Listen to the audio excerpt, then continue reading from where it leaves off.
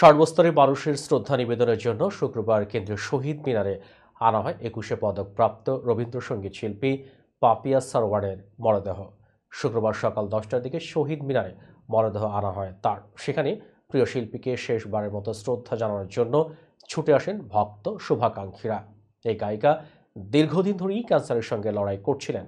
এই অবস্থায় বৃহস্পতিবার সকালে রাজধানীর একটি বেসরকারি হাসপাতালে শেষ নিঃশ্বাস ত্যাগ করেন।